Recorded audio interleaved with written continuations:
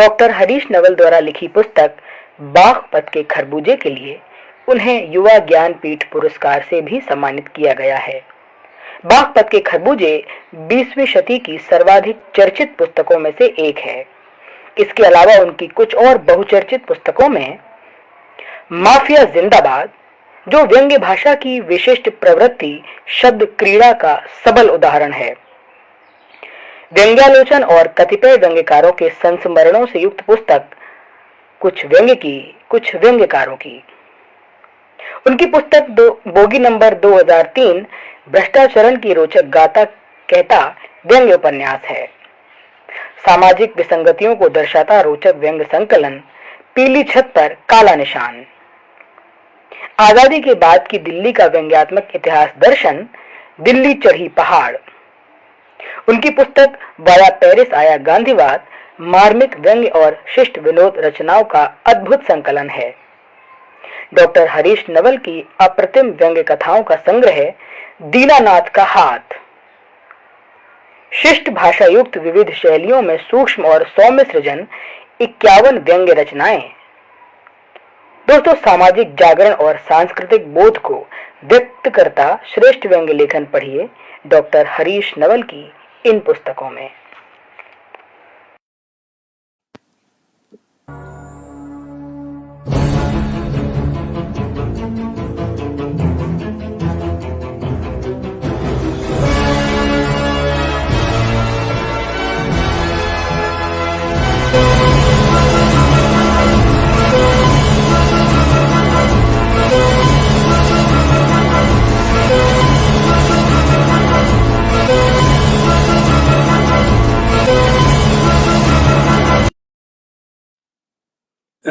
नमस्कार, मैं हरीश नवल। आज पुणे बृहस्पतिवार है तो आपकी सेवा में हाजिर हूँ। मित्रों, अभी तक आप इस कार्यक्रम के अंतर्गत, जिसका नाम रखा गया नरेश चंद्र जोशी जी मैजिक मैन द्वारा गजब साहित्यकारों के अजब किस्से, जो हर बृहस्पतिवार को रात को 8 बजे प्रस्तुत होते हैं, इसमें अभी तक हम श्री जैनेन्द्र कुमार, हजारी प्रसाद द्विवेदी, हरिवंश राय बच्चन, महादेवी वर्मा, अमृता प्रीतम, मोहन राकेश, अज्ञेय, हरिशंकर परसाई, विष्णु प्रभाकर, धर्मवीर भारती, कृष्णा सोबती, निर्मल वर्मा, अभिमन्यु अनंत और नरेंद्र कोहली पर बात कर चुके हैं। और आज मैं आपको कुछ संस्मरण जो मेरे हिस्से के रमेश उपाध्याय रहे वो सुनाऊंगा। रमेश उपाध्याय का हाल ही में अवसान हुआ है। मैं इतना मन से इतनी जल्दी तैयार नहीं था कि उनके बारे में कुछ मुझे कहना होगा, किंतु ये कार्यक्रम की जो भूमिका है उसके अनुसार मैं आपसे शेयर करता हूँ।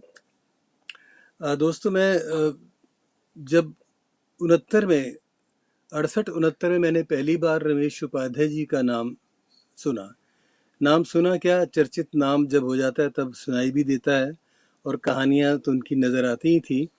70 से 75 तक उनकी बहुत कहानियाँ हमने सारिका में, धर्मयुग में, सभी जगह उनकी कथा देश तो तब नहीं था, पर और जितनी भी तमाम विशेष रूप से कहानी से संबंधित पत्रिकाएं थी, सब जगह वो छपते थे।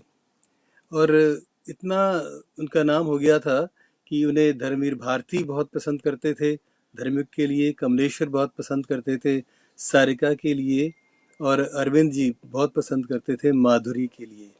तो ये तीनों बम्बई में थे, और कुछ समय के लिए, लगभग 3 साल के लिए रमेश उपाध्याय जब बम्बई में थे तो मुझे याद है कि कमलेश्वर जी ने उनको एक विशेषण दिया था, बल्कि वो संज्ञा ही हो गया था, बोरी बंदर का लाडला कथाकार। ये रमेश उपाध्याय जी के बारे में हम लोग सुनते रहे। और दंडद्वीप उनका धर्मयुग जो अपने समय की बहुत बड़ी पत्रिका थी, उसमें धारावाहिक आना बहुत मायने रखता था। उसमें वो धारावाहिक रूप से प्रकाशित हुए, और बहुत ही जल्द उनकी कहानी संकलन और उनके नाटक और उनके उपन्यास सब बहुत चर्चित होते रहे। मैं 1967-68 की बात है कि मैं हिंद पॉकेट बुक्स में काम करता था। बीए ऑनर्स और एमए के बीच के दिनों के वो 4-5 महीने थे जब तक मेरा एमए में दाखिला नहीं हुआ था, तो तब तक मैंने हिंद पॉकेट बुक्स में काम किया था। तो वहाँ हंसराज रहबर भी होते थे, और हंसराज रहबर रमेश उपाध्याय को बहुत पसंद करते थे, उनके बारे में बहुत चर्चा करते थे। जैसे ही कोई उनकी कहीं से भी कोई कहानी उनको दिखाई देती तो वो लाकर वहाँ प्रकाश पंडित बैठे होते थे, मैं तो बहुत छोटा था, और ये फिर आपस में चर्चा करते थे जिसको मैं भी सुनता था, और बहुत अच्छा लगता था उनके बारे में।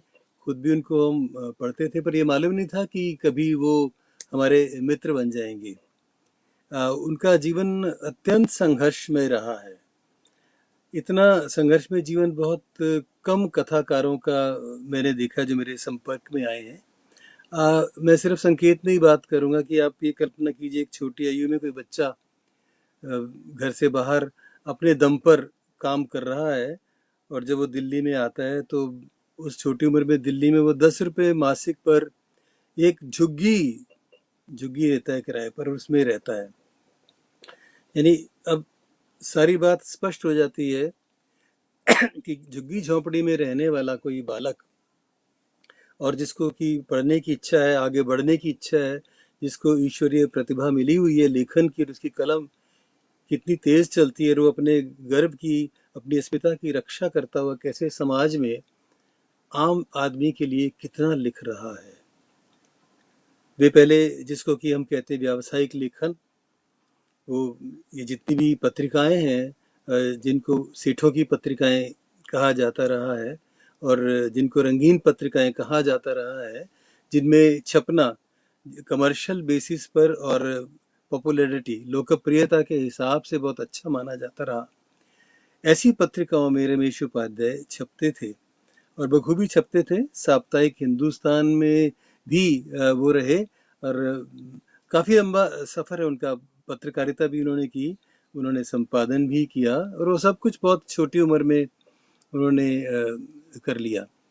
मैं ऐसे ही जब हंसराज रहबर जी के साथ बैठा था तो वहाँ शक्ति, एक कथाकार शक्ति मिलने आए। वो मेरे पूर्व परिचित थे, हमारे पारिवारिक मैत्री थी हमारे परिवार की उनके परिवार से।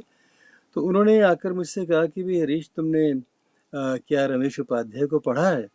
तो कोई उन्होंने एक कहानी विशेष बताई जो तभी साप्ताहिक हिंदुस्तान में छपी थी, ठीक से नाम नहीं याद है, धुएं में शहर ऐसा कुछ उसका नाम था, जो नागरिक बोध को भी प्रकट करती थी, और महानगर की जो विभीषिका थी, जो उस समय की त्रासदी बनकर उभरा था। ये बात 70s से ना, 70 के दशक की है। तो मैंने कहा कि हाँ, मैंने उनकी कहानियाँ पढ़ी हैं और अच्छा लगता है मुझे उनको पढ़ना। तो उन्होंने कहा तो मालूम है कि वो बहुत तुम बताओ कितने बड़े होंगे? तो मैंने एक शायद उनकी उम्र 50 साल बताई थी। तो कहने लगे नहीं, वो बहुत छोटे हैं, बहुत युवा हैं, और मेरे मित्र हैं, कभी मैं तुम्हें उनसे मिलवाऊंगा। और फिर गुलशन मधुर आकाशवाणी के बहुत बड़े उद्घोषक थे, बच्चों का प्रोग्राम देते थे, पत्रों के जवाब दिया करते थे। बाद में तो वो अमेरिका चले गए, वहाँ वॉइस ऑफ अमेरिका में। तो आकाशवाणी में थे वो, मेरे मित्र थे। बिल्कुल लगभग ऐसी ही बात, उन्होंने, हमारी चर्चा हो रही थी तो उन्होंने कहा कि मुझे तो आजकल रमेश उपाध्याय का लेखन बहुत अच्छा लगता है। ये रमेश बख्शी, रमेश उपाध्याय, ये दोनों रमेशों ने मुझे बहुत तंग कर रखा है, ये बहुत अच्छा लिख रहे हैं। तो मैंने कहा अच्छा। और मैं अब आपको एकदम गुलशन मधुर को तुरंत वहाँ से उठा कर के ले आता हूँ अमेरिका में। और अभी 2019 में जब मैं अमेरिका गया और गुलशन मधुर जी से भेंट हुई, वहाँ उनसे भेंट होती है जब भी मैं जाता हूँ, तो तब उन्होंने कहा कि क्या मेरी बात रमेश उपाध्याय से नहीं हो सकती? मैंने कहा ज़रूर हो सकती है, पर मेरा नंबर यहाँ तो, उनका नंबर मेरे पास यहाँ नहीं है, तो आपको दिल्ली जाकर उनका नंबर दूंगा। तो मैंने कहा कि आप तब से लेकर अब तक रमेश उपाध्याय पर अटके हुए हैं? कहते नहीं यार, वो मुझे ना, वो मुझे छाया हुआ है। मैं जब दिल्ली से चला था तभी मेरे सामने रमेश उपाध्याय थे, और यहाँ भी मेरे को रमेश उपाध्याय लगते। तो मैंने कहा अच्छा। फिर मैंने वहीं उनका नंबर पता करके दिल्ली में फ़ोन करके अपने मित्र से पूछा, और फिर उनसे मैंने गुलशन जी की बात कराई। तो गुलशन जी ऐसे अभिभूत थे कि जैसे कोई खजाना मिल जाता है। और जब मैं दिल्ली लौटा, और चूंकि मैं रमेश उपाध्याय तो एक ही कॉम्प्लेक्स में साक्षरा अपार्टमेंट में रहते हैं दिल्ली में। तो मैंने जब उनसे पूछा कि कैसा लगा तो कहने लगे कि इतने साल बाद भी अगर किसी ने मुझे विदेश में रहते हुए भी याद किया तो इसका मतलब है कि मैं ठीक ही लिख लेता था। तो बड़े मृदुभाषी और अपने ऊपर बहुत संयम करने वाले, अपने बारे में कोई ऐसे लंबी चौड़ी बात नहीं करते थे जैसे कि उन्होंने बहुत सारे आंदोलन भी चलाए, पर कभी ऐसा नहीं कहते थे। मेरी उनसे जो मैत्री आरंभ हुई वो आरंभ हुई 1973 से। मैं college of vocational studies Delhi विश्वविद्यालय में अध्यक्ष था हिंदी विभाग का। उन दिनों विभागाध्यक्ष होते थे, टीचर इंचार्ज नहीं होते थे, तो मैं विभागाध्यक्ष था।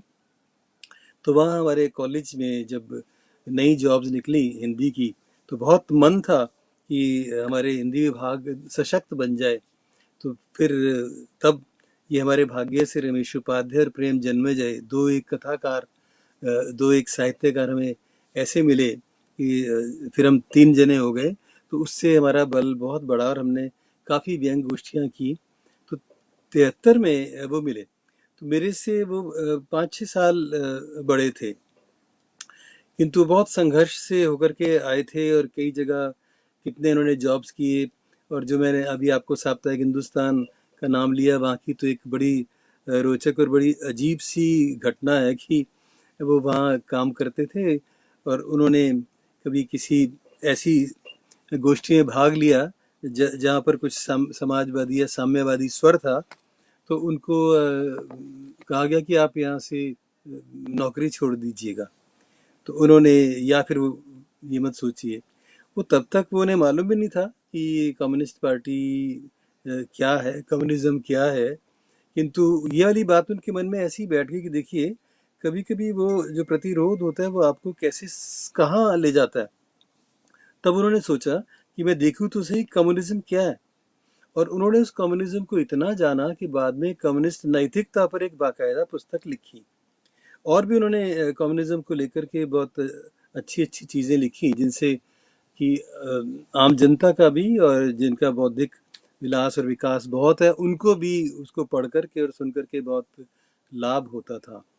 और एक हम लोग कॉलेज में आए तो कॉलेज में गोष्ठियों का दौर शुरू हो गया। हमने व्यंग पर, क्या व्यंग एक स्वतंत्र साहित्यिक विधा है, इस गोष्ठी को जब किया तो उसमें देखिए जो जो पर्चा था वो पेपर इस विषय पर रमेश उपाध्याय जी का ही था और मैं और प्रेम जन्मेजय उसके संयोजक थे।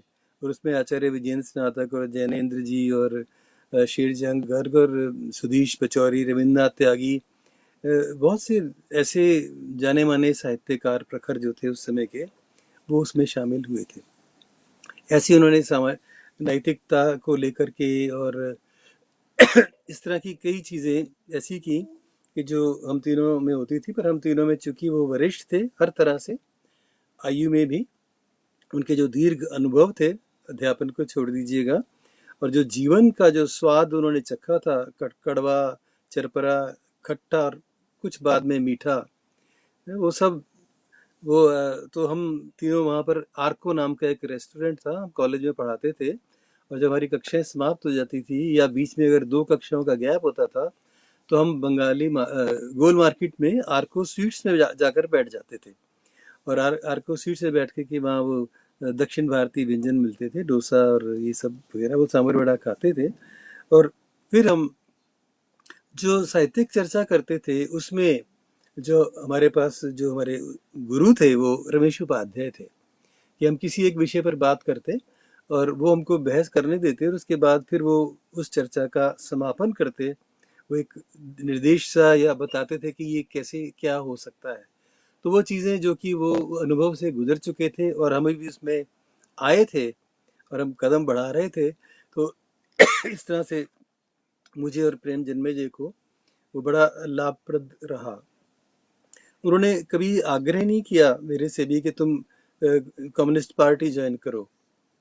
वो चूंकि वहाँ थे और उन्होंने जनवादी मोर्चा ही खोल रखा था, जनवादी लेखक मंच भी उन्हीं का बनाया हुआ था और बाकायदा उनकी गोष्ठियाँ भी होती थी। और देखिए, सबसे बड़ी बात कि ऐसा काम जो बहुत ही कठिन है कि जो व्यक्ति इतने ऐसी पत्रिकाओं में छप रहा हो जिनकी सर्वत्र प्रशंसा होती है, सर्वत्र जो व्याप्त हैं, और इस तरह की जो बड़ी रंगीन पत्रिकाएं हैं, उनसे एकदम से कैसे कोई मुंह मोड़ सकता है, जहाँ से उनका नाम इतना बना, जहाँ से उनका नाम इतना बड़ा। उन्होंने धर्मयुग, साप्ताहिक हिंदुस्तान, कादम्बनी और इस तरह के सारे का जो ऐसी पत्रिकाएं थी, जैसे मैंने कहा सेठाश्रयी पत्रिकाएं, उन्होंने अपने सिद्धांत का पालन करते हुए कहा कि मैं ये जो है इस तरह की पत्रिकाओं में नहीं लिखूंगा।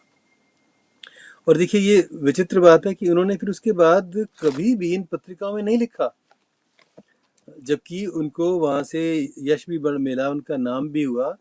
और फिर चूंकि उनके संपर्क ऐसे व्यक्तियों से थे जो उनकी प्रतिभा को पहचानते थे, वो उन्हें बड़ी पत्रिकाओं का संपादन भी दे सकते थे, कुछ भी उनको कर सकते थे, पर उन्होंने वो स्वीकार नहीं किया और अपने इस सिद्धांत का पालन उन्होंने अपने जीवन, संपूर्ण जीवन में किया।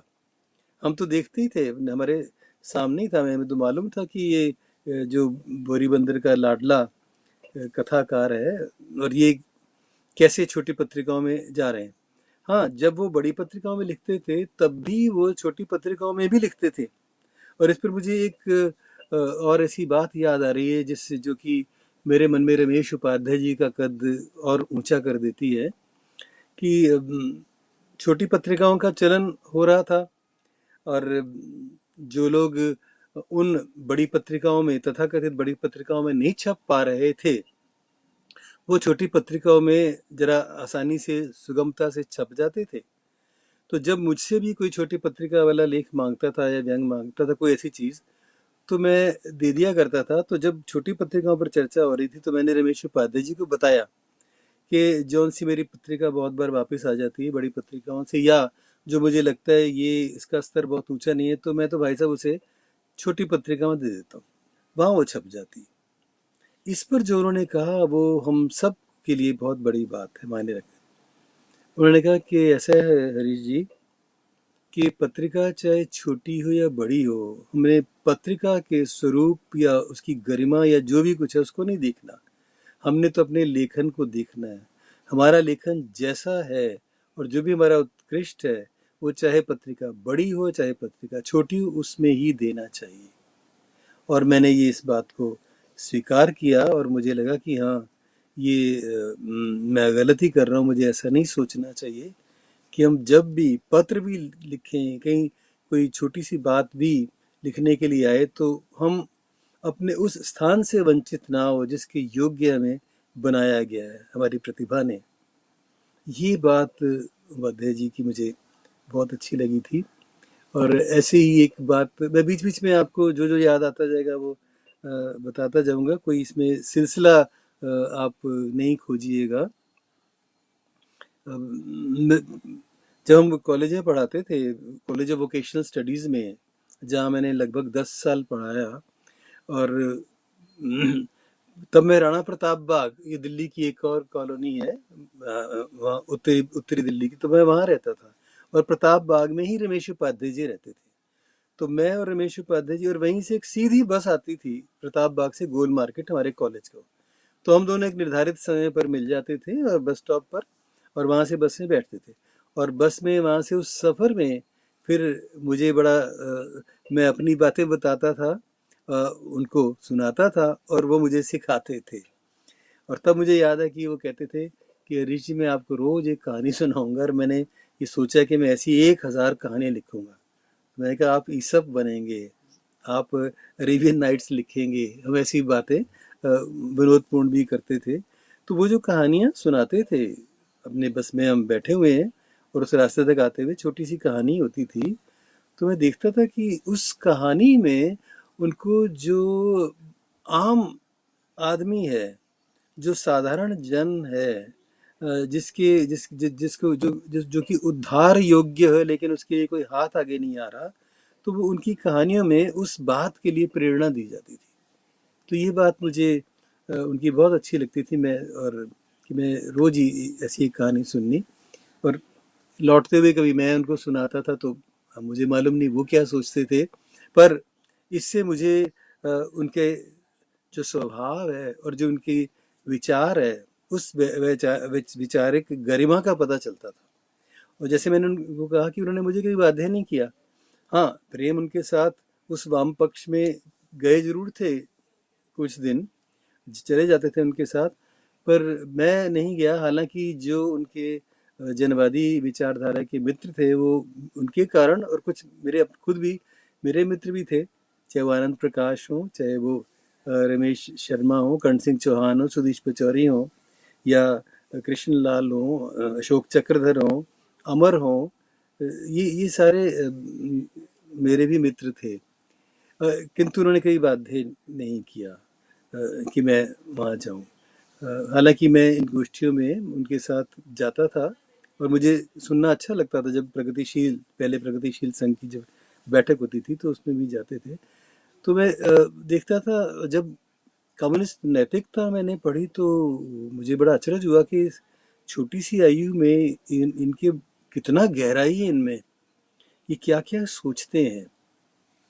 और जहाँ तक उनकी कथा लेखन का सवाल है, तो उनकी जो कहानियाँ थी, आप सोचिए कि जमी हुई झील 1969 में आई, शेष इतिहास, नदी के साथ वो संग्रह था, जो पहली किताब थी उनकी जो उन्होंने मुझे भेंट दी, नदी के साथ। चतुर्दिक था उनका, फिर और भी थी, पैदल अंधेरे में, बदलाव से, फिर और भी कुछ। हाँ, एक थी उनकी देश के किसी शहर में, ये थोड़ी बात की उनकी रचनाएं थी। और उनका जो उपन्यास था चक्रबद्ध, ये 1967 में आ गया, और दंड द्वीप 1970 में आया, और जैसे मैंने बताया कि धारावाहिक धर्मयुग में आया, स्वप्नजीवी 71 में आया, और उनका जो बाद का था देर का, वो हरे फूल की खुशबू 1991 में आया। मैं नाटक पर शोध कर रहा था। मैंने एमलिट जो है वो मोहन राकेश के नाटकों पर की, और पीएचडी का विषय मेरा जो स्वातंत्र्योत्तर हिंदी नाटकों का रंगमंची जो उसके रंगमंच के आधार पर मुझे उनका अनुशीलन करना था। तो मैंने सफाई चालू है उनका एक नाटक था, पेपर वेट नाटक था, बच्चों की अदालत, भारत भाग्य विधाता, ऐसे नाटक थे। तो पेपर वेट नाटक जब मैंने पढ़ा तो सचमुच उस पेपर में बड़ा वेट था। आज भी आप पढ़िए, वो समीची हैं आज भी वो नाटक। और जब ये पेपर वेट नाटक जब प्रस्तुतिकरण इसका हुआ, यानी 73-74 की बात होगी, तो डॉक्टर लक्ष्मी नारायण लाल का सूर्यमुख नाटक भी तब प्रदर्शित हुआ।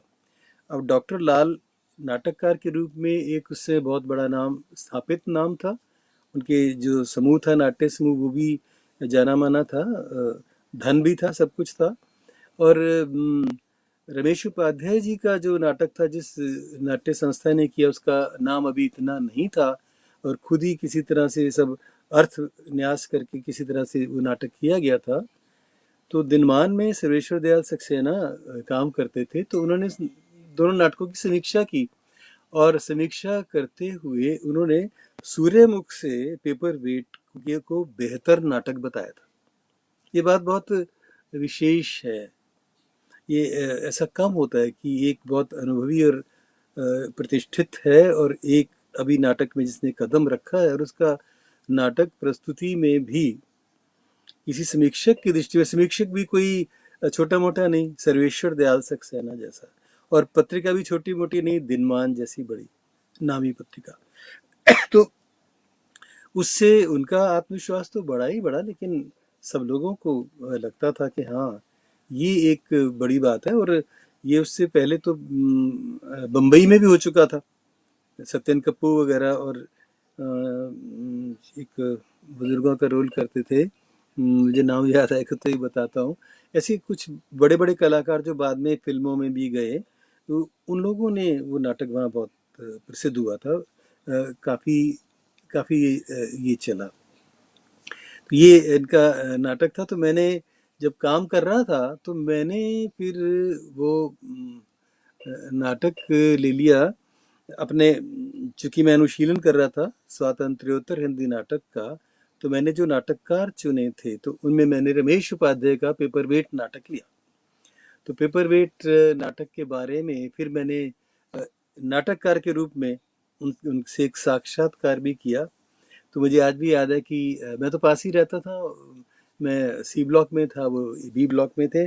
तो मैं इनके घर गया तो हमारी भाभी बड़ी प्यारी हैं, सुधा जी, बहुत बुद्धिजीवी हैं, स्कूल की प्रिंसिपल रही हैं, और उन्होंने अपनी आत्मकथा भी लिखी है, बहुत ज़बरदस्त है। कहीं मौका मिले तो आपको भी पढ़नी चाहिए, बहुत कुछ है उसमें। वो उनकी आत्मकथा और समझो रमेश उपाध्याय की जीवनी है, और उसके अंदर पूरा मूवमेंट है जनवादी लेखन का। ये बहुत ऐसी किताब है जिसे कहते हैं ना एक एक ज़रूरी किताब। तो सुधा भाभी, तो मैं तब की बात बता रहा हूँ, ये तो अब की बात है, ये तो 2014 में की बात हुई, 16 की बात हुई, 16 में लिखा उन्होंने ये। मैं जो बात बता रहा हूँ, ये मैं बात बता रहा हूँ ये 76-77 की बात। तो मैं उनके घर गया, तो मैं उनसे जब बात कर रहा था तो उन्होंने बीच में 2-3 बार चाय पिलाई। चाय का शौकीन मैं भी था, रमेश उपाध्याय भी थे, और भाभी जी चाय बना के लाती थी। तो मैंने देखा कि वो हमें इंटरफेयर नहीं कर रही थी, पर वो सारा का सारा सुन रही थी। और सुन के जब हमारा पूरा सब खत्म हो गया तो मेरे पास आई, कहते हरीश भाई, अच्छा ये इतने बड़े नाटककार हैं कि रिसर्च के लिए इनका नाटक आपने लिया है। तो एक जो पत्नी सुलभ या स्त्री सुलभ, ये जो उनका भोलापन भी था, और वो जो उनकी उसमें से जो निकल के आ रहा था सम्मान अपने पति के लिए, वो भी सब कुछ था। तो मैंने कहा हाँ, मैंने कहा मैं क्या करता भाभी जी, इन्होंने लिखा ही इतना अच्छा है कि मैं तो छोड़ना चाह रहा था पर मेरे से छूटा ही नहीं। कहते अच्छा ऐसे कैसे छूटता, वाह। तो उन्होंने एक हाथ उनकी पीठ पर रख दिया कि ये देखिए, ये उनका प्रेम था। वैसे भी उन दोनों का प्रेम बहुत प्रसिद्ध रहा है। अभी सुधा भाभी की तबीयत बहुत ठीक नहीं है, रमेश उपाध्याय जी को भी एक हफ्ता भी नहीं हुआ है हमसे विदा हुए।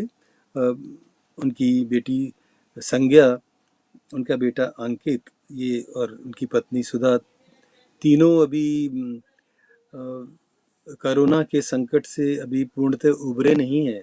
और यही नहीं, जो उनकी बड़ी बेटी है प्रज्ञा, जो बहुत प्रसिद्ध कथाकार हो चुकी हैं, प्रज्ञा उपाध्याय, उनकी बेटी भी बीमार है। तो बड़ा अजीब सा, बड़ा संकटपूर्ण दौर है। लेकिन जब मुझे ये कहा गया और मैंने भी सोचा कि मैं इन पर बोलूं, उनका इतना साथ रहा है, तो बड़ा मन को कड़ा करना पड़ रहा है। आप सोच सकते हैं, यही मेरी इसी खिड़की के बिल्कुल सामने जो घर है, उसके पीछे वाला घर रमेश उपाध्याय जी का है, सुधा उपाध्याय का है, संज्ञा उपाध्याय का है, अंकित उपाध्याय का है। और ये सभी जो भाभी जी ने जो आत्मकथा लिखी है, तो जो उन्होंने उसका जो आमुख लिखा है, वो बड़ा रोचक है, वो बड़ा महत्वपूर्ण है। कि उन्होंने कहा मैं साहित्यकार नहीं हूँ, लेकिन मैं साहित्यकारों में ही बड़ी हुई हूँ। मेरे पति इतने बड़े साहित्यकार, मेरी बड़ी बेटी प्रज्ञा साहित्यकार, मेरी छोटी बेटी संज्ञा साहित्यकार, मेरा बेटा, मेरा जो दामाद है राकेश, वो साहित्यकार आलोचक, और जो मेरा बेटा है वो शब्द साधना करता है और चित्र बनाता है, एलाइड वर्क, सभी साहित्यिक विभूतियाँ मेरे घर में हैं। बड़ा बहुत वर्णन है। तो एक ऐसे परिवार का, तो उन्होंने इतना अच्छा लगा कि उन्होंने उन पर हाथ रखा, तो वो शर्मा गए। तो वो कहने लगे कि अच्छा और कौन कौन से नाटक लिए। तो मैंने जब लिस्ट दिखाई तो कहता है, वो भी बड़े प्रसन्न थे कि मेरा नाम इसमें है। पर वो नाटक ही ऐसा है कि जब आप पढ़ेंगे तो, अगर आपने पढ़ा होगा तो आप हालांकि सफाई चालू है, ये भी मुझे बहुत अच्छा लगा। और बल्कि उन्होंने वो और बाल नाटक भी लिखे, हाथी डोले, गम गम, या गाम गांव, तो ये इस तरह की चीज़ें लिखी। उन्होंने नुक्कड़ नाटक लिखे, और नुक्कड़ नाटक में गिरगिट, हरिजन दहन, राजा की रसोई, हिंसा परमो धर्म, ब्रह्मा का स्वांग इत्यादि, ये उनके नुक्कड़ नाटक है। तो वोकेशनल कॉलेज में मैं थ्री आर्ट्स क्लब था हमारे यहाँ, जिसमें एक हिस्सा उसका 3 का 1 जो था वो नाटक भी था। मैं देख रहा हूँ कि सुनने वालों में सुबोध शर्मा भी हैं, जो उस समय हिंदी साहित्य परिषद के कर्ता धर्ता हुआ करते थे विद्यार्थी के रूप में। आज तो वरिष्ठ लेखक और आलोचक हैं, वो सुन रहे हैं उनको याद होगा कि गिरगिट जो है ये इन्होंने इन्होंने रूपांतर किया था चेखव के नाटक का, कहानी का। तो उसका रूपांतर किया था, तो मैंने उसका निर्देशन किया और कॉलेज में जब वो नाटक खेला तो वो इतना अच्छा लगा कि हमारे प्रिंसिपल कहने लगे कि ये नाटक तो हम बीबी जॉन साहब को दिखाएंगे। बीबी जॉन हमारे चेयरमैन थे और वो काफ़ी बड़े शिक्षाविद थे, लेखक भी थे। प्रोफेसर इन द ऑर्बिट उनका एक सैटरिकल नॉवल भी है, बहुत अच्छा। अब वो रहे नहीं, पर वो जोधपुर यूनिवर्सिटी में भी हुआ करते थे प्रो वाइस चांसलर या वाइस चांसलर। तो वो रमेश जब बताया गया उनको कि ये रमेश उपाध्याय जी ने है, चेखव का नाटक चेखव का लिखा हुआ है, लेकिन इसका सारा नाट्य रूपांतर जो है ये रमेश उपाध्याय जी का, रमेश उपाध्याय कुलीग है। तो उनको अच्छा लगा क्योंकि वो अजमेर से ही उनकी प्रतिभा से परिचित थे कितने वर्षों पूर्व से। तो हम सबको भी अच्छा लगा था कि हम नए नए थे सभी लेक्चरर, और पता चले चेयरमैन को कोई लेक्चरर बड़ा पसंद आ रहा है। वहाँ तो प्रिंसिपल तक जाना ही मुश्किल हो जाता है उन दिनों। अब तो थोड़ी बातें और आसान हो गई हैं। तो ये उनका ये गिरगिट ने काफ़ी रंग जमाया, और अब वो विद्यार्थी जो बड़े हो गए और उन्होंने एक ग्रुप बना रखा है, intelligent Burns of college of vocational studies ऐसा करके बनाया है। तो उनमें 3 लोग वो हैं जिन्होंने गिरगिट में रोल किया था। तो यदा कदा याद कर लेते हैं और वो सोचते हैं कोई चित्र मिल जाए, पर उस समय ऐसी इतना सुलभ नहीं था बाकायदा कैमरा वैमरा हो, फिर खींचिए, दिलवाइए, रील डालिए, इत्यादि इत्यादि। तो वो नहीं हुआ। तो चित्र अभी भी सोचते हैं कि अगर कहीं होता तो कितना अच्छा होता। 74 में कम्युनिस्ट नैतिकता इन्होंने ली थी, और वो चलती पतली सी पुस्तक, पीले रंग पर पतली सी किताब। और इन्होंने हमारे सांस्कृतिक और सामाजिक सरोकार, आज का पूंजीवाद और उत्तर आधुनिकतावाद, देखिए आप विशेष सोचिए कि ये विषय कितने गंभीर हैं और कितने सार्वभौमिक हैं, और ये व्यवस्था को लेकर के, समाज को लेकर के, अर्थ को लेकर के, हर चीज को लेकर के चल रहे हैं और ये कर रहे हैं। उन्होंने जैसे इतिहास उनका विषय नहीं था, लेकिन वो इतिहास पर उनका अधिकार था। वो इतिहास विशारद थे। सोशियोलॉजी, एंथ्रोपोलॉजी उनका विषय नहीं था, पर समाज शास्त्र पर उनका अधिकार था। उन्होंने एक इस पर भी लिखा है, समाज शास्त्र, कहानी की समाज शास्त्रीय समीक्षा, अगर मुझे ठीक से नाम याद आ रहा है ये भी।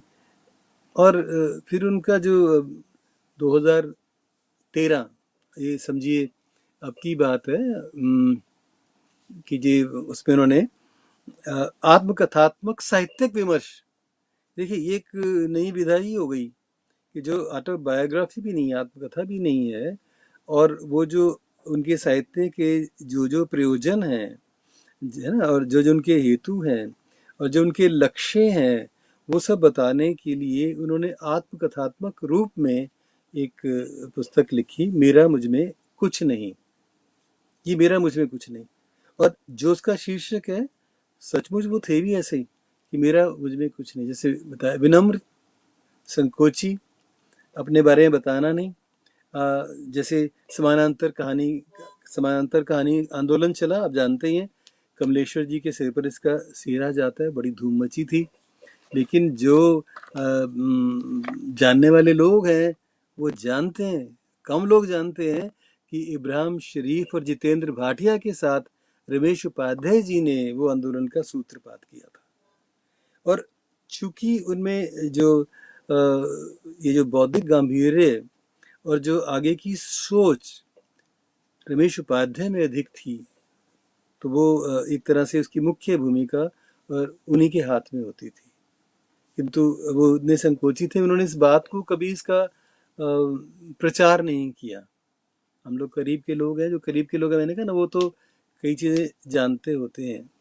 और देखिए मैं आपको बताऊं, अभी जो घटना घटी, दुर्घटना है ना, हमारे देश की कैसी व्यवस्था है इस समय, कैसा प्रशासन है, चाहे वो राज्य का हो, किसी भी राज्य का हो, केंद्र का हो, किंतु जहां पर 1 साल से मालूम है कि इतनी बड़ी घटनाएं हो सकती हैं, ऑक्सीजन की कमी हो सकती है, बेड की कमी हो सकती है, डॉक्टरों की कमी हो सकती है, उसके लिए ना सोच के वोट लेने की होड़ में आप सारी चीजें भुला कर के वहां अपना ध्यान आकर्षित कर रहे हैं।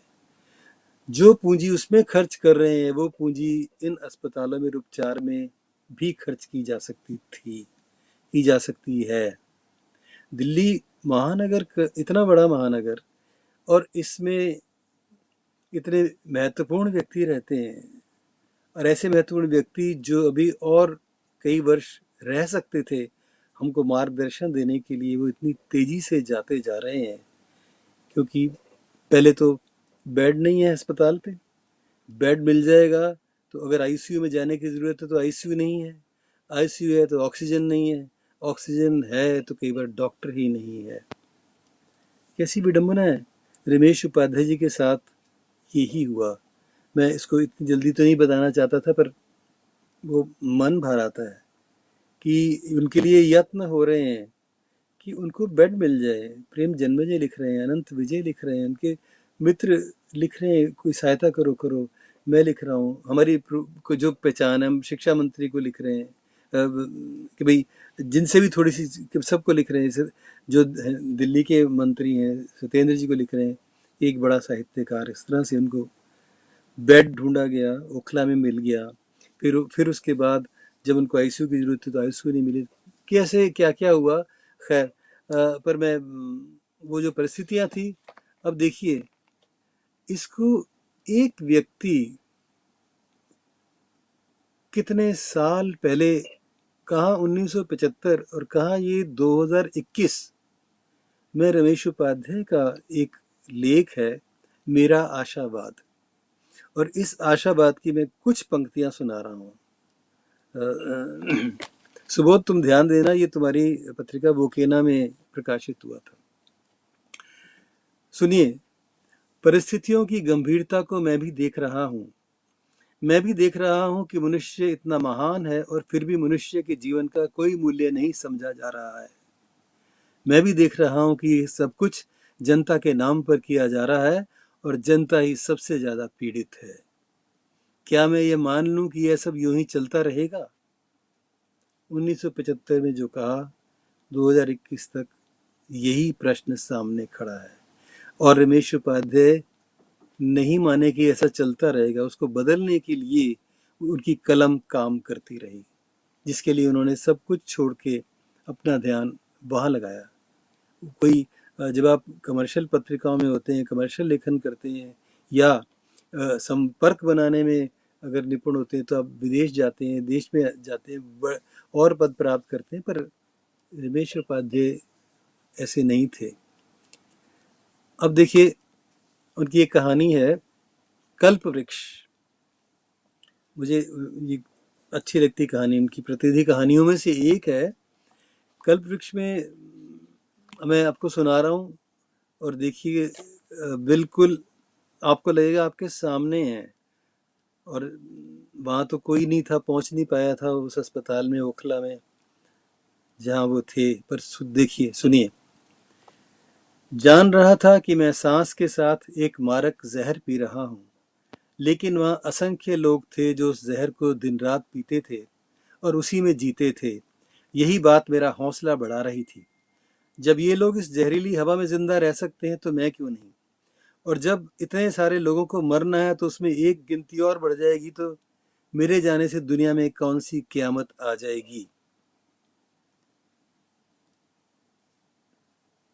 ये उन्होंने इतने साल पहले की लिखी हुई उनकी कहानी का अंश आपको सुना रहा हूँ।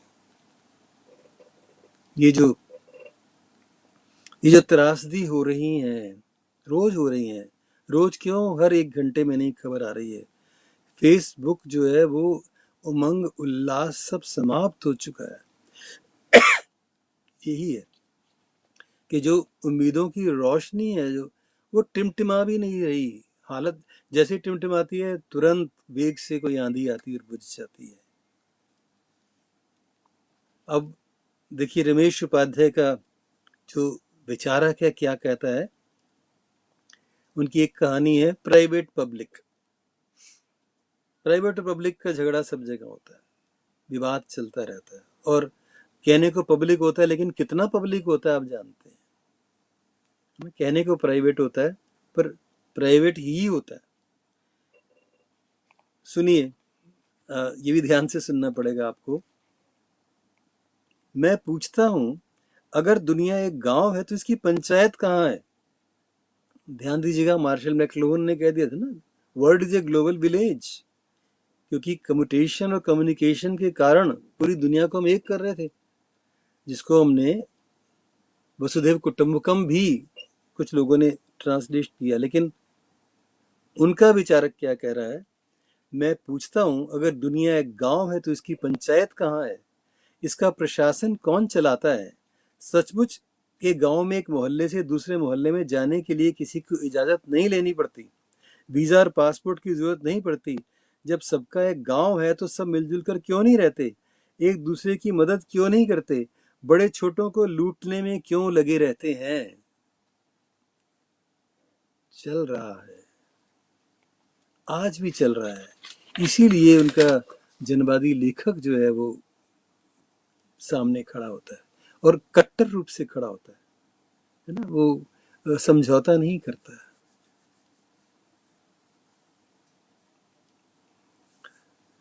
चलिए मैं आपको ले चलता हूँ, वोकेशनल कॉलेज में चलते हैं। या वोकेशनल कॉलेज तो मैंने बताया ही, जब हम प्रताप बाग में रहते थे तभी प्रज्ञा का जन्म हुआ। और वो आज तो उसका बहुत नाम है, उसको नाम को पढ़कर हम बहुत गर्वित होते हैं हमारे सामने। और मैं तो उसका पिता ना होते भी पिता सा ही हूँ। क्यों? क्योंकि वो हिंदू कॉलेज में जहाँ मैं पढ़ाता था, वहीं से उसने बीए ऑनर्स किया, वहीं से एमए किया, हर साल टॉप किया। और जब उसने पीएचडी किया तो उसका शोध निर्देशक मैं ही था। उसने नुक्कड़ नाटकों पर बेहतरीन काम किया है, उसमें मेरा कम योगदान है। वो उसके घर में ही इतनी बड़ी संस्था बैठी हुई थी, और फिर प्रज्ञा खुद ही इतनी होनहार है कि जो थोड़ा सा भी मैं संकेत करता था तो वो इतना अच्छा। और उसका उसकी भी जो लेखनी है, यानी जो वो लिखती है खुशखत, और जो वो लिखती है साहित्य, वो सब वैसा ही है जैसे उसके पिता का था। तो ये देख के बहुत अच्छा लगता है। तो वो उसी कॉलेज में थी, और जब उसी कॉलेज में थे, उसी क्लास में जो उनके वर्तमान जो पति हैं उनके, राकेश, वो भी वहीं पढ़ा करते थे। वो भी टॉपर्स में से, बहुत ही संजीदा, बहुत ही प्यारा सा बालक, ठीक ऐसे ही जैसे प्रज्ञा। मतलब ये तो ईश्वर ने जोड़ी बहुत अच्छी बनाई है। हालांकि सुधा जी की जब किताब पढ़ते हैं तो पता चलता है कि सुधा के लिए तो कोई और तय था। वो सारा प्रसंग मैं पूरा नहीं बताऊंगा कि क्या होता था, लेकिन मुझे अनायास याद आ गया। तो हम लोग माउंट आबू एक बार अपने हिंदी के विद्यार्थियों को लेकर के माउंट आबू गए थे। और माउंट आबू में हमने एक, बजाय किसी होटल के, हमने एक पुराना महल ढूंढ लिया था जो थोड़ा खराब शेप में था, होटल से ज़्यादा सस्ता हमें मिल गया था। तो वहाँ हम सब बच्चों के साथ रहे थे तुम्हारे उसमें। तो उसमें उस टूर में राकेश भी थे और प्रज्ञा भी थी। और राकेश इतने भोले भाले, ऐसे तो ज्यादातर अध्यापकों के साथ रहते हैं। हालांकि बाद में तो लोग सोचते हैं अध्यापकों के साथ भी कोई रहता है जब पिकनिक में या टूर में जाते हैं। पर वो ज्यादातर, सुधा जी की, सुधा भी थी मेरे साथ, मेरी भी सुधा है, स्नेह सुधा, तो उनके साथ ज्यादा रहा करते थे। प्रज्ञा भी हमारे साथ रहती थी।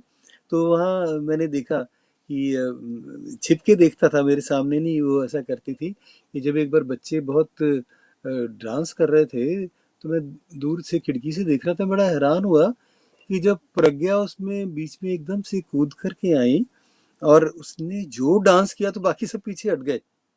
ये एक एक रूप उसका है जो बचपन का, उस समय का।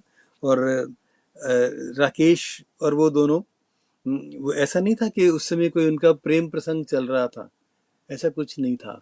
लेकिन मैं और सुधा सोचते थे कि ये कितना अच्छा प्यारा सा बच्चा है कि जो जो यानी जिनसे रिश्ते बनाए जाते हैं उनके जो गुण देखे जाते हैं उन सब पर ये दोनों बच्चे पूरे खरे उतरते थे। और फिर इनकी शादी भी हुई। 1 अक्टूबर 1997 को शादी हुई और 5 अक्टूबर को इनका रिसेप्शन था। बहुत अच्छी जगह पर था, हम लोग भी उसमें गए थे। और उस दिन हमारा भी मैरिज एनिवर्सरी मनाई गई, क्योंकि ये उनको पता था कि 5 अक्टूबर को ही हमारी शादी हुई थी, जिस दिन उनका रिसेप्शन हुआ था 97 में। बस उनसे कुछ साल पहले ही हमारी शादी हुई थी। हमारी शादी 73 में हुई थी, इनकी 97 में हुई थी, बहुत दूर ही नहीं थी। तो प्रज्ञा से, राकेश से बहुत वो प्रेम भाव रहा।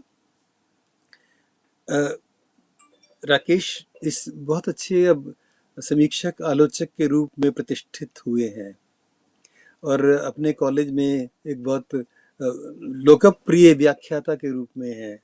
वो भी कॉलेज में पढ़ाते हैं, प्रोफेसर हैं। जैसे प्रज्ञा है किरोड़ीमल कॉलेज में, ऐसे ही वो भी हैं। तो दोनों ही संज्ञा, जो छुटकी संज्ञा है, वो तो और भी उनका, वो तो और भी तीव्र दिमाग वाली। वो भी वो कला संपन्न है। ये दोनों बहनें, बल्कि तीनों भाई बहन कला संपन्न भी हैं। दोनों बहनें साहित्य संपन्न हैं।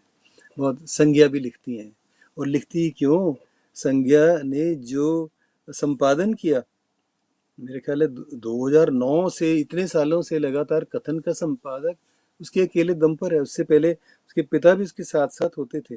बीच में कई साल कथन बंद रहा था, और पहले कथन 3 साल 80 से 83 तक चला था। और हम देखते थे, प्रताप बाग में ही थे ना, तो कथन, मुझे एक चीज याद आ गई, मैं बीच में फिर आऊंगा अंकित पर। हाँ, अंकित के बारे में बता ही दूं।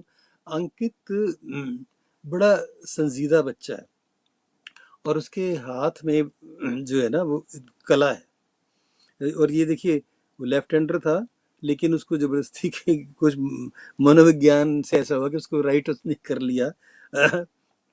लेकिन उसके हाथ में, उसके पास ब्रश है, उसके पास पेंसिल है, स्केच बनाता है इतने खूबसूरत। और उसने दुनिया के बड़े बड़े दार्शनिकों के, साहित्यकारों के स्केच बनाए हैं कि आप देखेंगे और आपको नहीं बताया जाए कि ये किसने बनाए, तो आप यही कहेंगे कि ये जरूर किसी बहुत बड़े कलाकार के बने हुए हैं। तो वो संज्ञा भी लेखिका, संपादिका, वो भी प्रोफेसर है दौलत राम कॉलेज में, जहाँ सुधा पढ़ाती थी, उस कॉलेज में वो पढ़ाती है। और संज्ञा 2018 18 नहीं, 2017 या 16 की बात, 18 की बात है। वो हमारे साथ, हमारा एक ग्रुप था, हम विदेश गए थे, तो एक साहित्य में सभा में, तो उसमें वो और उसकी कुछ सखियां भी गई थी, सभी लेक्चरर थी।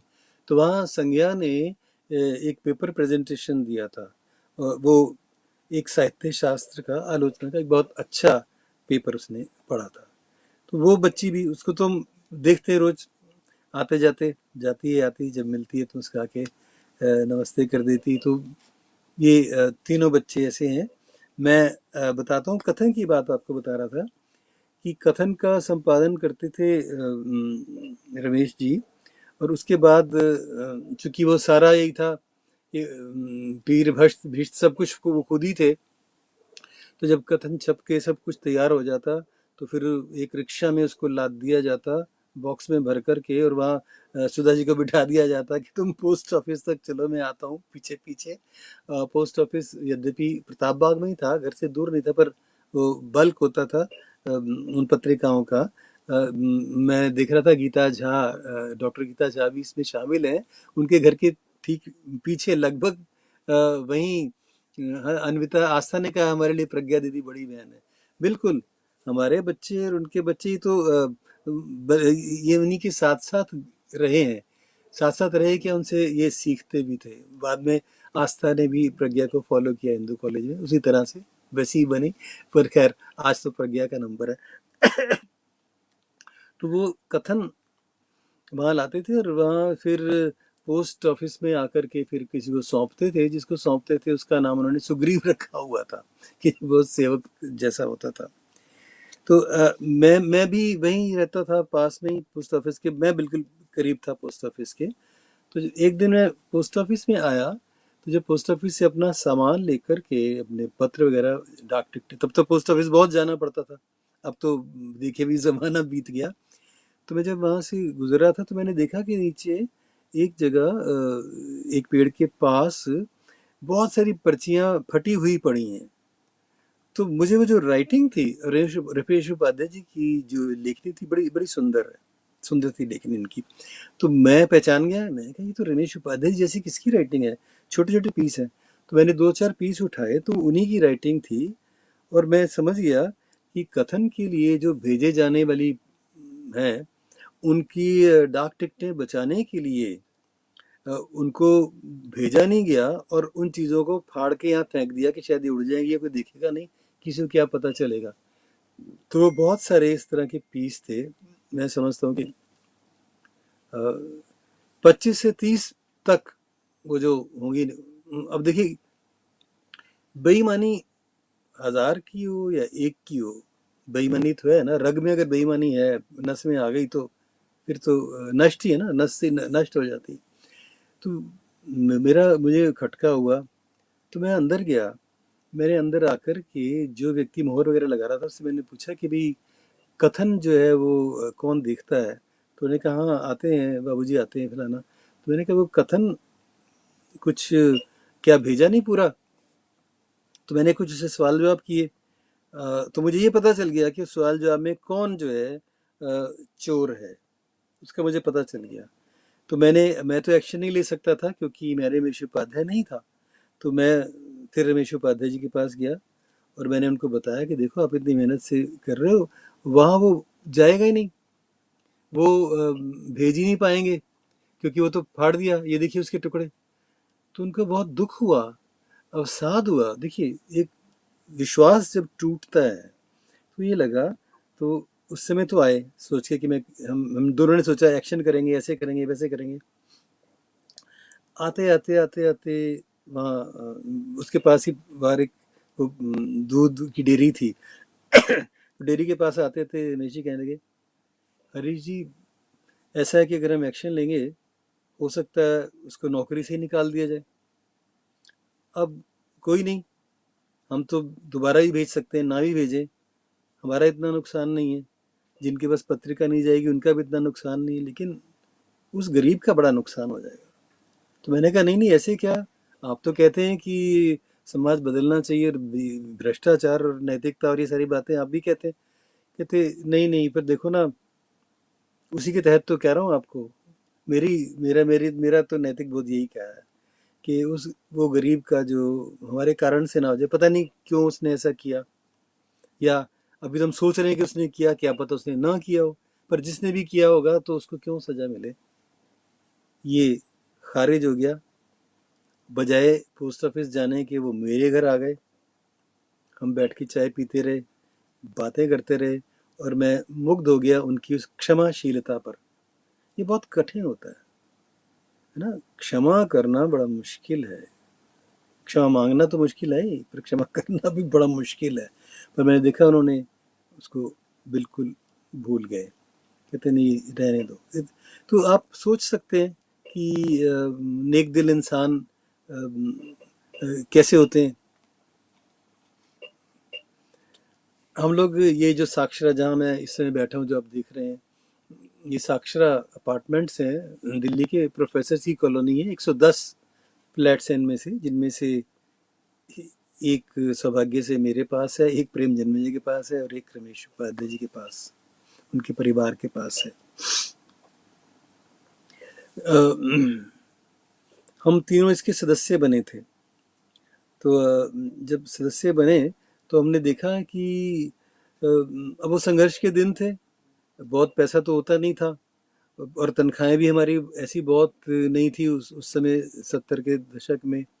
ग्रेड्स वगैरह बड़े नहीं थे, ये सारे कमीशन, ये सब चीज़ें, पे कमीशन वगैरह नहीं लागू हुए थे। तो बड़ी स्थिति अजीब सी रहती थी। बच्चे ही पालने हैं, माता पिता को भी देखना है, घर भी बनाना है, बाकी और भी सारी चीज़ें करनी है। तो ऐसे कठिन समय में हमने देखा कि हम सब कुछ कर रहे हैं, बार बार पैसे भी भर रहे हैं, लेकिन ये घर तो बन ही नहीं रहे। साल दर साल दर साल दर गुजर गया, क्या करें। तो जो हमारे सबसे पहले प्रथम प्रधान और प्रथम वो जो थे सचिव थे, उन लोगों ने कुछ घपला किया था जिसकी वजह से बहुत कुछ हुआ, बाद में कोर्ट केस हुआ, पता नहीं क्या क्या हुआ। तो मैं और रमेश उपाध्याय जी हमने सोचा कि भाई इसकी मेंबरशिप वापस कर देते हैं, क्योंकि अगर इसकी मेंबरशिप वापस होगी तो हम कहीं और देख सकते हैं, क्योंकि हम डीडीए में भी अप्लाई नहीं कर रहे थे। वो पूछते हैं कि कहीं और तो नहीं आपके पास, तो हम सोचते थे कि अगर हमारा निकल आया तो ये तो बेईमानी हो जाएगी कि जैसा आप ऑलरेडी मकान था आपने फिर कैसे अप्लाई कर दिया। तो फिर मैं और रमेश जी उसमें जो तत्कालीन प्रधान थे मॉडल टाउन में थे, तो हम उनके घर गए और सोच कर गए थे कि हम लिख कर लेकर गए थे कि हम अपना पैसा वापस दे दीजिए हमारा, और हम अब किसी और संस्था में जाएंगे। तो वहाँ गए तो उन्होंने हमसे बड़ी अच्छी तरह बात की और ये कहा कि एक अवधि तय कर लो, तब तक देख लो, और आप जो भी अवधि तय करो पर मुझे कम से कम 4 महीने चाहिए, 4 महीने इंतजार कर लो बस, नहीं तो बाद में पछताओगे। तो मैंने कहा ठीक है। बड़े थे आयु में, हम लोग तो बहुत युवा थे, 30s के भी नहीं थे शायद।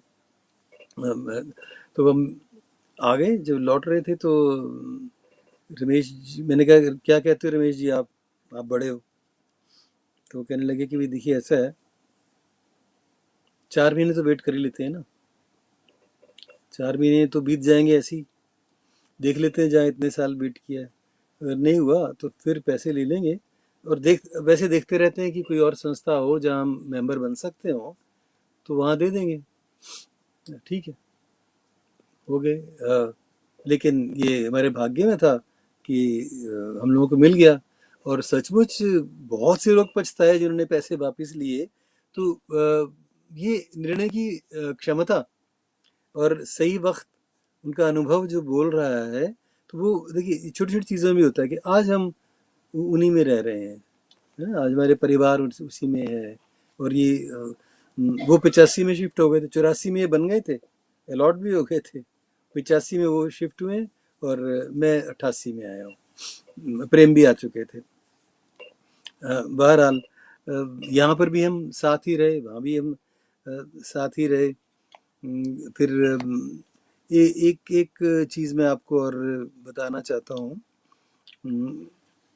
हाँ, देखिए 84 के दंगे शुरू हुए, और ये प्रताप बाग में जब मैंने देखा, अपने मैं बरामदे में खड़ा था कि नीचे से एक सिख युवक जो है, जिसके पूरे केश खुले हुए थे और नंगे पैर था, उसकी कमीज फटी हुई थी, और बहुत जोर जोर से बड़बड़ा रहा था इतनी जोर से कि मुझे ऊपर सुनाई दे रहा था कि मेरा क्या कसूर था, मैं की कीता है, मेरा क्या कसूर था, मुझे ऐसा क्यों किया, मेरी पगड़ी क्यों उतारी, मैं ऐसे ऐसे करता जा रहा था।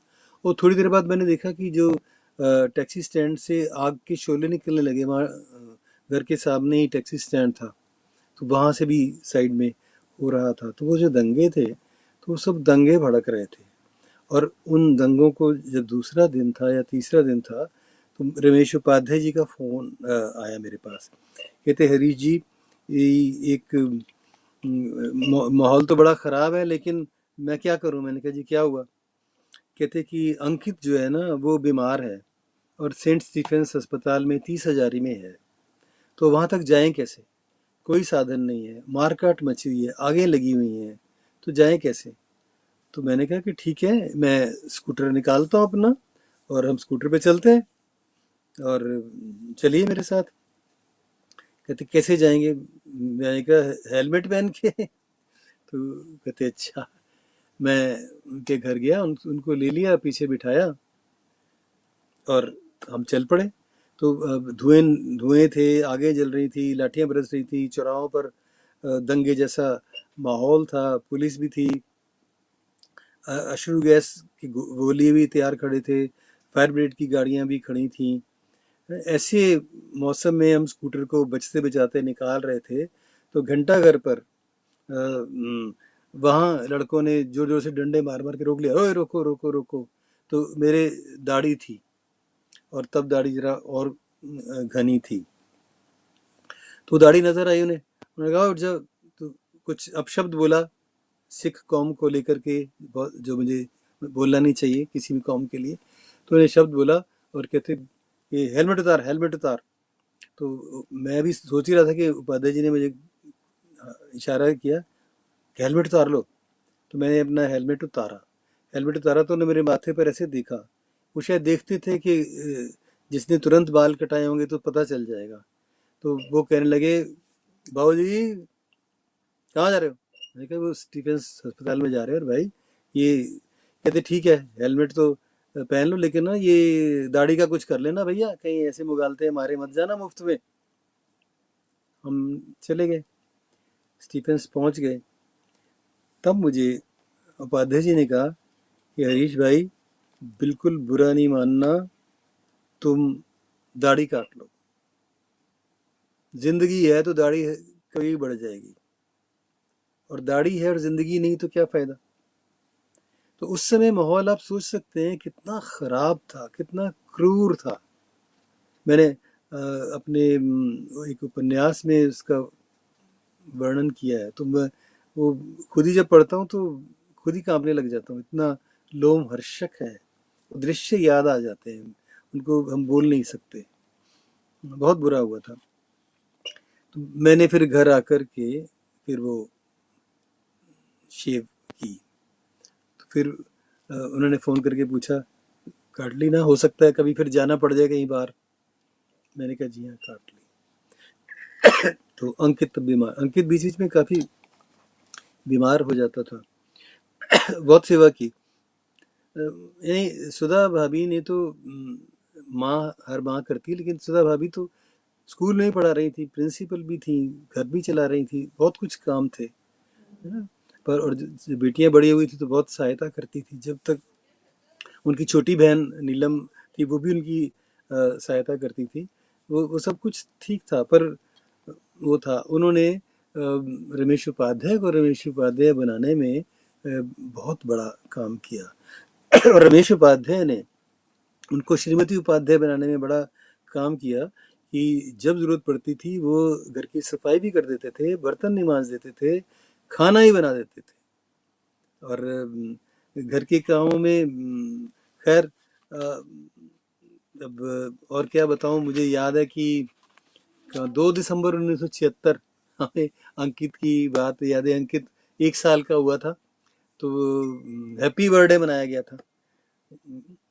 याद आ गया होगा जो लोग सुन रहे हैं जिनमें से जो थे, या अगर उपाध्याय जी के परिवार का कोई भी सुन रहा होगा, तो वो एक बहुत अच्छा मौका बना था। और खूब हम लोगों ने गपशप की, खूब गाने वाने गाए थे। मुझे याद है आनंद प्रकाश जी थे, राजकुमार शर्मा थे, श्याम कश्यप थे, प्रेम जन्मेजय थे, उनकी पत्नी भी थी, मैं, मेरी पत्नी सुधा भी थी। तब हम सभी लोग यंग थे, युवा थे, बड़े उत्साह से भरे होते थे। तो वो सारा उल्लास जो था वो पूरा का पूरा 2 दिसंबर 1976 को वहाँ निकला, बड़ा ज़बरदस्त। वो भी नहीं नहीं भूलता है। क्या क्या क्या क्या बातें हैं उनकी, एक ऐसे बड़े आदमी की। कि देखो मैं आपको एक और बताता हूँ बात आपको। इसमें भी आपको रमेश उपाध्याय का वो चरित्र नजर आएगा। ये 21 नवंबर 2016 को सुधा उपाध्याय जी ने अपनी किताब मुझे दी थी। मैं उनके घर गया था तो उन्होंने कहा था कि, मैं कहा बढ़िया सी चाय पिलाना, अब मुझे कड़क नहीं चाहिए रमेश जी जैसी। कहते बढ़िया तो पिलाऊंगी, लेकिन ये ना मेरी किताब पढ़नी पड़ेगी, आपको दे रही हूँ। तो किताब उन्होंने वो दी थी, उनका एक उपहार। तो उसमें जो उन्होंने लिखा है वो रमेश उपाध्याय के उस चरित्र को। मैंने कहा ना कि अगर उनका जीवन वृत्त जानना हो और इनकी आत्म प्रसंग जाननी हो तो ये पुस्तक बहुत काम आएगी। साथ उस कारवां के हम भी हैं, उस कारवां के जो रमेश उपाध्याय का था उसमें वो बराबर साथ थी। उसमें एक प्रसंग मैं आपको बताता हूँ कि जब वर्ल्ड सोशल फोरम की मीटिंग हुई मुंबई में, तो उसमें जो लोग दिल्ली से गए उनमें रमेश उपाध्याय भी थे। इन लोगों को हवाई जहाज से इनका आना जाना हुआ था। वहाँ एक 5 स्टार होटल में ठहरे थे, खान पान सब कुछ बहुत वीआईपी ट्रीटमेंट था। तो जैसा होता है उस स्वाभाविक रूप से जब वापिस आए तो सुधा जी ने उनसे पूछा कैसी लगी पहली हवाई यात्रा। उनके शब्दों में मैंने पूछा कैसी लगी पहली हवाई यात्रा। इन्होंने कहा बहुत अच्छी लगी, पर वह लड़का याद आया जो अपने गांव से 5 मील दूर पैदल चलकर शहर में 45 रुपए की नौकरी करने जाता था। वह लड़का मानो मुझे याद दिलाने आया था कि हवा में उड़ते हुए घबराओ इतराओ नहीं, तुम्हारे देश के करोड़ों करोड़ों लोग आज भी पैदल ही चल रहे हैं। मुझे लगता है शायद वह लड़का हमेशा उनके ध्यान में रहता था, इसीलिए वे अपनी उपलब्धियों पर कभी इतराते नहीं थे, हमेशा विनम्र बने रहते थे। जब अपने उस वक्त को भूल जाते हैं और अपने उस वर्तमान को याद करते जो तथाकथित अर्थों में स्वर्णिम कहा जा सकता है, और वो अतीत जो अंधेरा होता है, काला स्याह, उसको भूल जाते हैं, तब हम नहीं होते, कोई और होता है। और जब नहीं भूलते तो हम वही होते हैं जो हमें होना चाहिए। एक अब क्या कहूँ उनके बारे में। मुझे मालूम है कि इस बार जब अमेरिका जाऊंगा जब गुलशन मधुर मिलेंगे, मुझसे गले मिलकर रोएंगे, उनका प्रिय कथाकार चला गया है, और ऐसे कितने गुलशन मधुर होंगे इसकी कल्पना मैं भी कर सकता हूँ, इसकी कल्पना आप भी कर सकते हैं।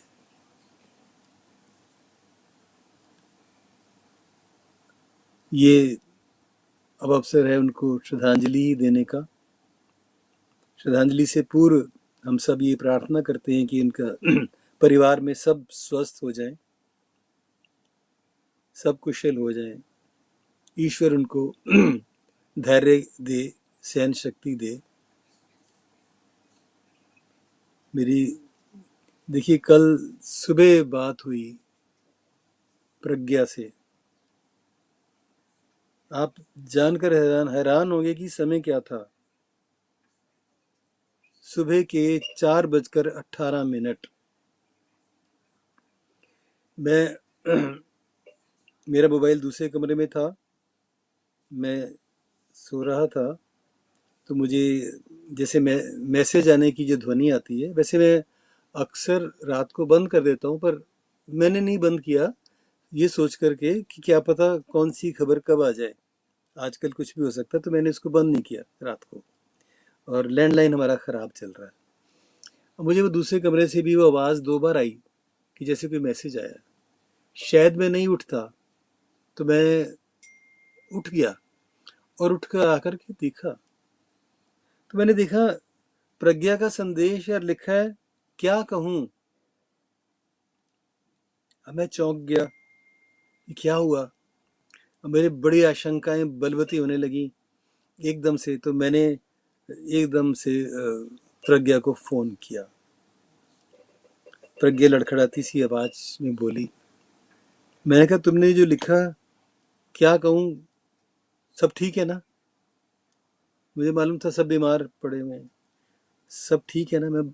मन मेरा बहुत दुखी हो रहा था, व्यथित था।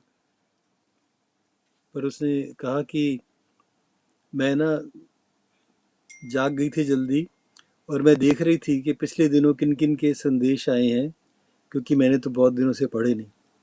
तो उसमें मेरा भी संदेश था, जो मैंने कई बार जब रमेश जी बीमार थे तो उनसे पूछा था कैसे हैं, क्या है। मुझे कोई बता नहीं रहा था ना। सुधा जी के घर में तो वो खुद बीमार थी तो नहीं उठाती।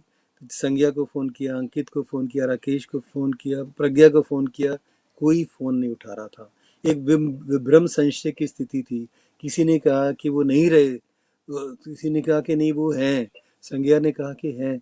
अब मैंने एक फेसबुक पर लिख दिया कि, और प्रार्थना भी कर दी, पर वो संज्ञा ने इसलिए किया था कि माँ और भाई को पता ना चले। वो चीज़ें जो सबको पता होती हैं और कई बार उनको नहीं पता होती, जो सबसे प्रिय होते हैं, जिनको पता होनी ही चाहिए थी। तब फिर उन्होंने कहा कि सब बाकी सब कुशल हैं। फिर आज राकेश से बात हुई। राकेश ने कहा कि अब ठीक है माँ, सुधा जी की तबीयत ठीक है, संज्ञा बेहतर है, अंकित भी बेहतर है, पल्स ठीक हो रही है। दोस्तों बहुत संतोष हुआ।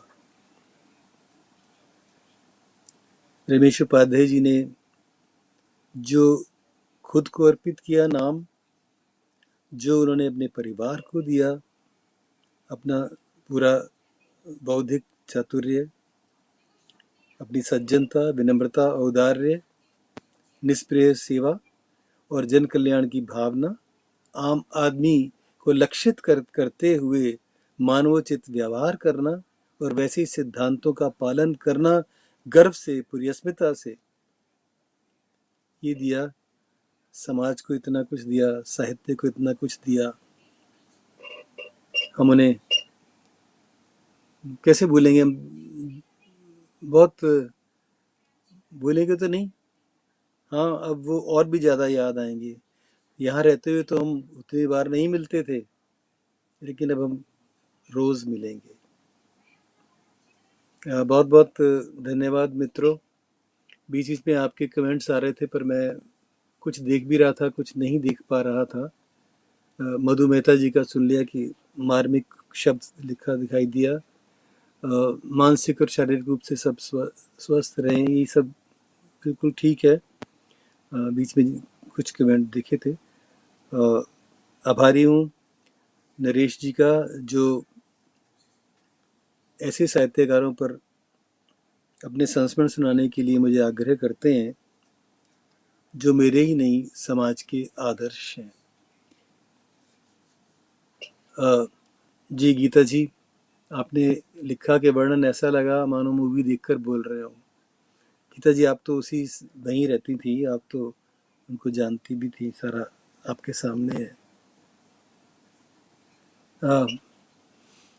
जी बिल्कुल, मैं इन्हीं शब्दों के साथ आपसे विदा लेता हूँ और अगली बार गुरुवार को फिर मिलेंगे।